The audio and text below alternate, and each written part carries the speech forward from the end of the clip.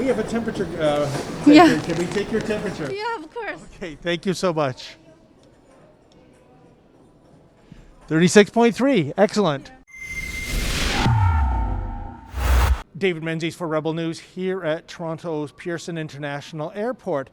Well, folks, as we cover the Wuhan virus, there is a popular misconception out there, namely that the borders to our Great Dominion were closed weeks ago. That is not the truth. In fact, there are flights from international destinations coming into Canada on a daily basis. As a matter of fact, there was up to 5 to 10 flights per day coming in from the epicenter of the Wuhan virus. And I'm talking, yes, China. Indeed, in about 10 minutes, a flight from Beijing is going to touch down here in Toronto. And I once again want to ask if the people deplaning from this flight are undergoing any kind of enhanced security measures. Now, we know from my previous visits that's not the case. In fact, unlike airports around the world, even at this stage, Canada border guards are not subjecting new arrivals to Canada, even from the epicenter, to remote temperature screening, which is why I brought this little guy along. This is a remote temperature taker. We paid about $120 on Amazon. I'm sure if Canada Border Service Agency bought these in bulk, it would be much cheaper. So I'm going to see if the people from Beijing will consent to having their temperature taken. And I'm going to demonstrate how easy and how quick it is. And again, the question arises, why isn't CBSA doing this when other nations are? In fact, if they don't think temperature taking is important, why do they even ask verbally if someone's running a fever? I mean, even if they are, who's to say they're going to answer honestly? So as the people depart this aircraft in a matter of minutes, let's see what kind of reaction we get to ensuring nobody is touching down in Canada running a fever.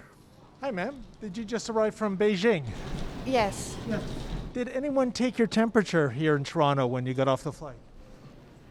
Yes, every hour.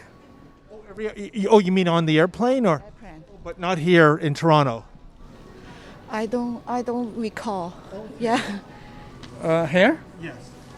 No. No, just on the airline. On the airplane. Yeah, on the airplane we take the temperature, yeah. Okay, but not here in Toronto. No. No? No, not in Toronto, just in airplane. I have a remote temperature scanner. Can I take your temperature? Okay, then. 36. Thank you very much. Stay safe. Bye-bye. 36.1. Very good. 36.2. Great. Stay safe. Can we take your temperature? Yeah, of course. Okay, thank you so much. 36.3. Excellent.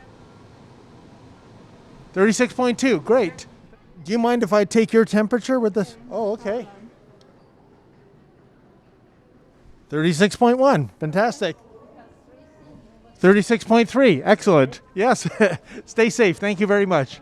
Well, folks, that was fascinating for a number of reasons. First of all, I actually counted more flight crew than I did passengers.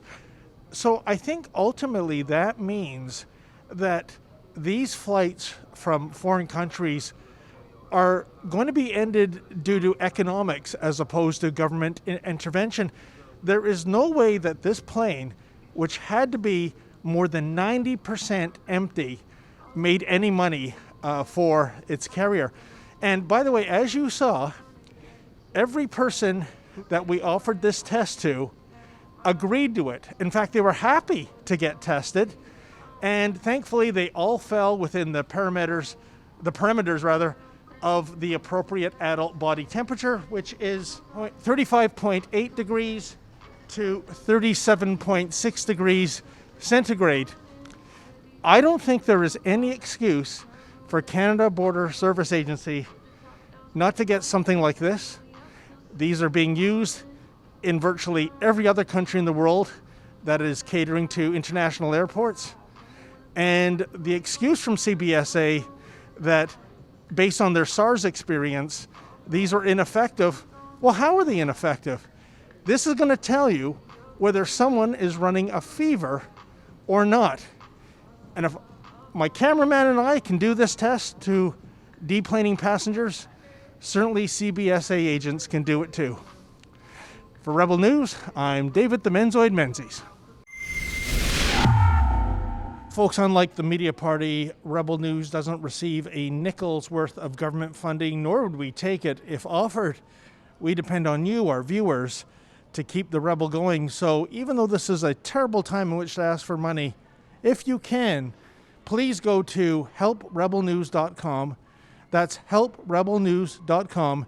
And if you're able to make a donation, please do so that we can continue to bring you the other side of the story.